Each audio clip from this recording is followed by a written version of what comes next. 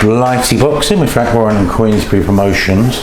Here at the Peacock with young William Allington. Billy, how are you, son? I'm very well, thanks, Rich. How are you? All right. Now, you have had a bit of news. You've had a year or however long. How long has it been now? It will be coming up to 16 months. It was November 2019, yeah. Yeah, 16 months without a fight. Pandemic and all that. And I suppose you weren't really seeing light at the end of the tunnel, but something has come about. Tell us about it. Yeah, so, I mean, even though there was no light at the end of the tunnel, I still kept my ambitions alive in my mind, and I knew that as soon as I got back down. Still. Sorry. I knew that as soon as I got back down to Peacock, as long as you're in the training, doors can open sometimes. And a call come through 2 weeks ago on a Wednesday, and Martin said, "Bill, we've got a fight. Do you fancy it?" We had a look.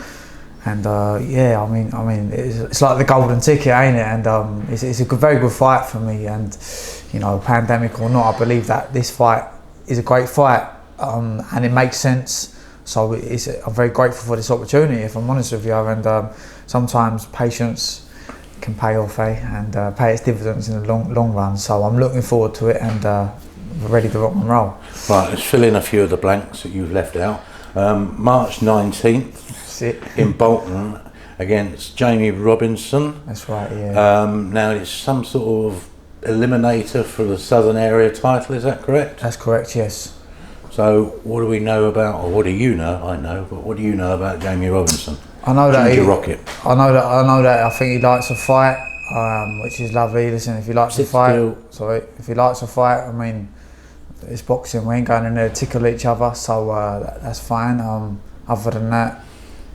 Listen, Rich, I mean, I know what I want to do as a fighter, so whoever's in front of me, it's on the night, and fights, styles make fights, so when we get in there, we'll have a good 8 rounds. I think he will fight you. I don't think he'll fanny about, No, exactly that, and I'm a fighter, and this is what we do, so when you've got an aggressive fighter coming towards you, and all these fights are going to bring the best out of you as a fighter. If someone's on your chest, well, that's when it's there, it's in front of you. You ain't got to go looking.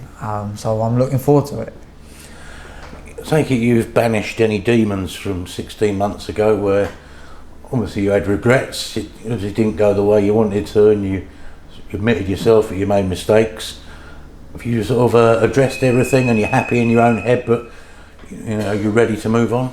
Well, absolutely, and I think a lot of fighters. I've had a lot of time to dwell and sit on a situation, and I'm an honest fighter, and I was honest with myself. It wasn't good enough. The performance, simple as that. Whether it was that, whatever factors, I ain't got an excuse. It just didn't happen on the night. Brush it under the carpet. But now, like I said to you back in the summer, I've got to learn from this now. If I want to go somewhere in this career, I've got to learn from this now. And this ain't the last dance. This for me is something that can push my career forward, get hold of that 7 area. And then see where the world takes you. And boxing's a funny game, and the sky is the limit as long as you believe in yourself, and you're in the gym and you're focused and training. So yeah, to directly answer the question, I've brushed all of the demons inside the head of the regret of not doing enough. And on the 19th, you see a different man in there, an improved man. I'm the same man. I'm the same What Bill. have you addressed in particular? What did you identify as the key elements of your fight against Daniel Egbeniki? I believe I coasted through the fight rather than engage. Maybe subconsciously, if I've done 10 rounds before, you've got a lot going on through your head. You let a lot of rounds slip, didn't you? A little, yeah. And when I watch the fight back, I look at it and I think, come on, man, I'm getting frustrated at myself on the side fence, going, come on, Bill. I think it's good to criticise yourself, because boxing is a tough game, and there's no point telling yourself, oh, you're getting $1 million. I'm still proud. Of course, I'm a proud man. So, listen, I've done the 10 rounds now. So subconsciously, when I go into this fight, I've done 10 rounds, and this 8-round fight. When we got the call, it's not like, oh, I've got to get ready for the fight. I'm ready for that fight. I was ready. I've been in the gym. Even though there's been no fight date, I don't leave the gym. It's what I do for a lifestyle as well as a living. So yeah, I know what I've got to do to improve myself. Does it ever enter your thought process in terms of the way you approach a fight, of having like almost 8 different fights within one fight? You know, every round should be almost seen as a separate fight, which you've got to do enough to win. Do a little bit more than the other fella to make sure you get the points decision, and make sure you don't let those rounds slip away. Does that go for your head? Of course it does, and maybe not last time. Maybe it was more of a close come back, sit down to the corner. Because last time was strange because you had the second round where you wobbled him, and then a load of rounds passed, and then you got back on the 10th, on the 10th and 9th, but you'd let all those rounds in between go. Yeah, and call it experience, call it whatever you want. I mean, it didn't happen to me. It did happen for that night. Did I plug it into the head properly?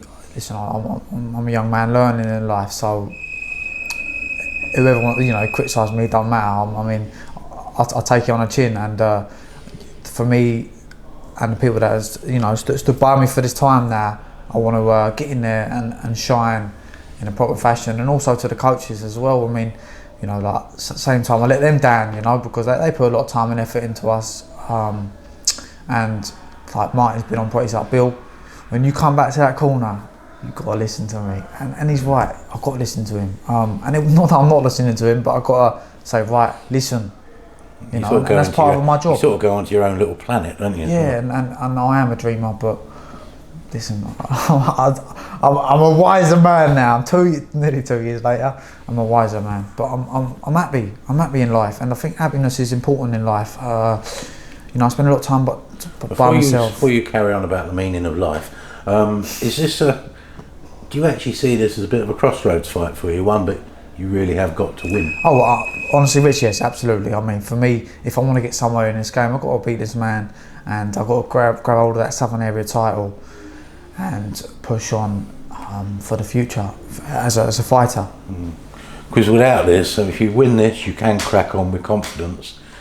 If you don't fight well, then I suppose you're going to have to think about what you're going to do. Well, that's it. At the end of the day, I'm 26 years old. It's not like I'm well past it, nothing like that. But at the same time, it's a tough old game, and if you want to go somewhere in it, I mean, there's loads. Everyone says, "Oh, there's life after boxing." And right now, this is my life, so this is all I'm thinking about. But I'm gonna fight like a man that's determined, so determined to win, and that wants to flip the maybe doubters on flip the coin and say, right, I'm gonna get my career up there. I'm gonna in 18 months, 24 months, I've been fighting for that British title, So why not? I mean, I've been in the gym since a little boy. Why not? I mean, are you going to sort that Barnet out before the 19th? Are you going to be top knot in it? I've been watching the Vikings, all the boys down here, we all watch the Vikings and that. Yeah. Are you going to be top knot in it? Ready for it, eh? You're going to be top knot in it, yeah. Any barbers, give me a shout. I need you. I've got a pair of clippers you can borrow. Get a pair of clippers. Nah, I'll find that. You can't do a Sonny Edwards and go in with the old top knot, surely. No, I'll sort it out. Yeah, it's all right, though. It's all right. Bilko, good luck, mate. Thank you, my friend. Cheers. Good to see you again, Rich.